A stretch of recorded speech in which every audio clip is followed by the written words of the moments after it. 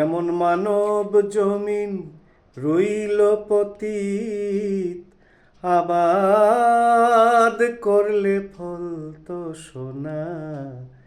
মন রে কৃষিকাজ জানো না। নমস্কার, আমি দোহারের রাজীব। আগামী 27শে ডিসেম্বর জগৎমাতা শ্রী শ্রী মা সারদা দেবীর 173তম জন্মতিথি উপলক্ষে জয়রামবাটি শ্রী রামকৃষ্ণ সারদা মঠ ও মিশনে আমরা গান গাইতে আসছি।